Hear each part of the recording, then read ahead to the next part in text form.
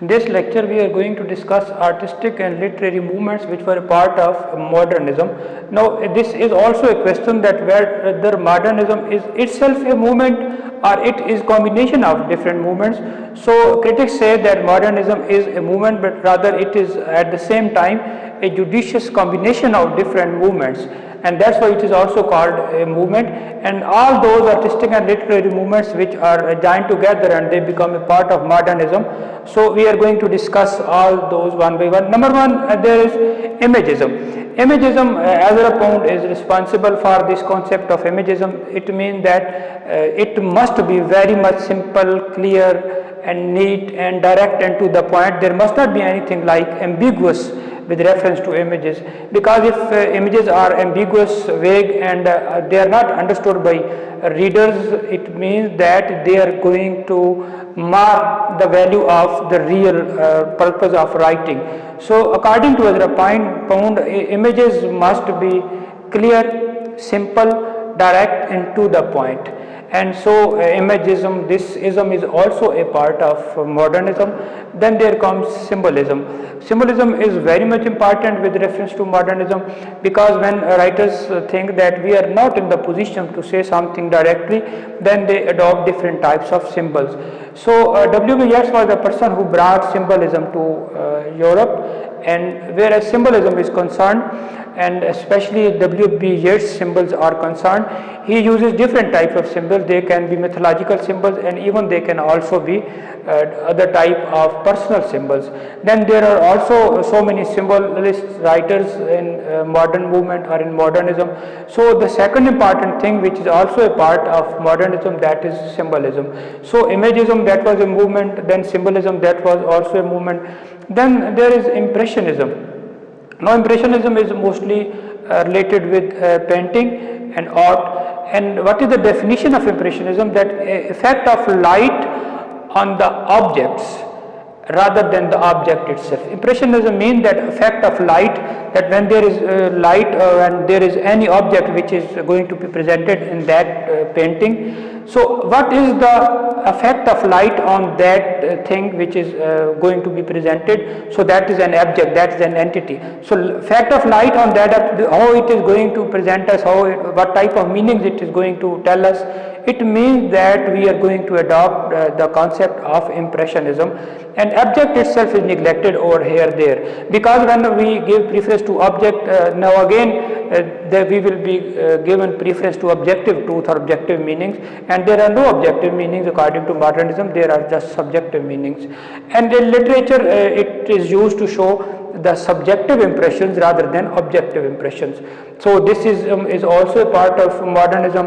Then is perspectivism, means a search of meaning from personal point of view, and whereas this perspectivism is concerned in a drama, novel or short story, the preference is given to all the narrators.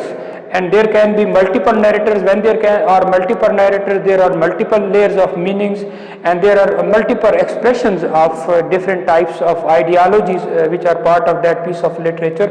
So in perspectivism, it is going to give no importance to omniscient narrator. All the persons who are involved in that piece of literature, they are part of that perspectivism or that piece of literature. Then constructivism. Now constructivism means that was an age of industry, and that is also called late capitalism, which means that now industrial age, and after industrial age there is also an age which is called age of information and technology. So industry was there, so the things which were made in industry, they were usually they were made of plastic, then there was steel was used, then glass was used. So in constructivism, they were of the view that instead of drawing paintings and all those things, we must construct a material by using the material which is a part of industry. For example, we must use plastic, we must use steel, and we must use glass. Why we are going to do this? Because at that time they were of the view that we must maintain our societal dimensions. We must try to preserve our culture, our values, our norms, our systems, and constructivism is the only ism that can help us in solving this problem. Then there is cubism. So cubism means that to discard conventions of the past. Here they were going, because in modernism there is totally cut off from the past norms and values, and in cubism it is a convention which is it is a process which is used to discard conventions of the past, means that there is no more link with them, and effect was achieved through the use of various pictures of common objects. For example, there are pictures of bottles are there, because bottle is a thing that is very much in use, and then there are pictures, then there are musical instruments. So all these are common things, all the things which are common, which were being observed by so many people, and they were the things of common day to use, they were going to be expressed through cubism. So whereas this cubism is concerned, it means that only high culture is not important, low culture is also very important, and common things are also of very important. Then futurism. Now futurism can be dealt by keeping in mind two things. One, it is linked with future, because there it is going to tell us something about future. Then especially whereas this ism is concerned, it is going to link humans to machines, because that was an age of science and technology. So man was going to be linked to machines, and it was this futurism, this concept was embraced by sculptors. They adopted this. Then there were architects, painters, writers, all of them adopted this, and paintings were typically of automobiles. Now in futurism, because it was going to link with machines, so there were the pictures of automobiles of different types, then there were trains, then animals, dancers, and larger crowd. These were the pictures of these people. Then another thing important is supermetalism.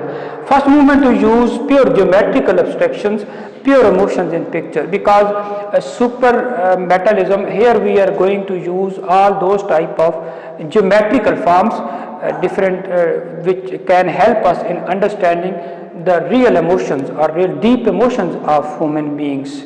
Because during this, people were mentally disturbed due to World War, due to Great Depression, due to Dust Bowl, and especially due to the World War, they were oppressed, they were depressed, and that's why the most important thing for them was that we must concentrate upon the inner life of the man, inner working of the mind.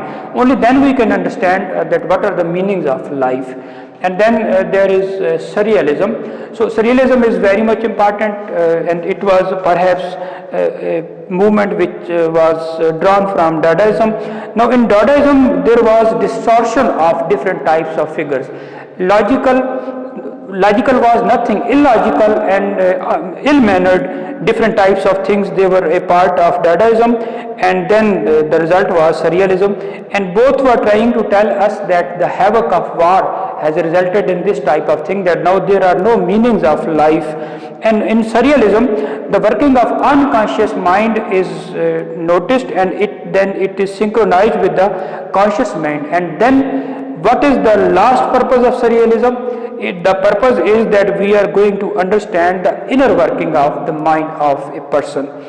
It is also called by different critics that they say that it is a superrealism. Now, there is a little bit difference between surrealism and superrealism. Superrealism or super surrealism means that man must be free. He must not be allowed to be free from the logic of mind and mind's different types of this type of abilities. There must not be anything logic which is going to, man must be free. Then it is also called psychic automatism. Psychic automatism means that unconscious mind is very much important, because unconscious is most of the time, perhaps the 90% of the personality of a person is unconscious mind. So psychic automatism means that we most of the time we are what our unconscious mind is, and when we are what our unconscious mind is, it means that whatever we are thinking round the clock, that is the real one, and that is the inner life of a man. And then there is expressionism. Now, whereas this ism is concerned, it is characterized by boldness, distortion and forceful representation of emotions. Expressionism, this is also a theory of writing something in which boldness, distortion of forceful representations of emotions. Here is going to be something that is distorted. Emotions are there, but representation of emotions are there, but in a distorted mind. So expressionism is also a technique. And then rest is called vorticism. It is going to favor harsh, angular, machine-like form, because that was an age of machines and people were becoming like machines and their emotions were killed and disturbed. And then the another one is called Fauvism. It captures landscapes and still life. So all these are the movements which are a part and parcel of modernism. So after coming to know all these, one can say that modernism is still a movement, rather it is judicious combination of all these movements. But one thing that is the question raised by critics is that when these all the isms are there, why are they? Because they want to know the inner working of the man, the real emotion, the real inner working, their mind, how people think, how people behave, and what is their relationship between inner and outer life. And only then they can come to know that where they are heading to, and what is the purpose of their life. But still, after coming to know all these so many isms, one can say that this modernism or this ism is still without any answer, without any proper answer, that where it is heading to, and what is the meaning of, and how people must think in this. It means that there were no meanings of life during this modernism, and there was a search of meaning by keeping in view all these isms, and all these isms are helpful for modernism to move towards understanding the real purpose of life. And in the third part of the lecture, there will be discussion about different types of techniques which were used by these modernist writers, and also some characteristics and how they try to give meanings to life, and that will be the part of third lecture.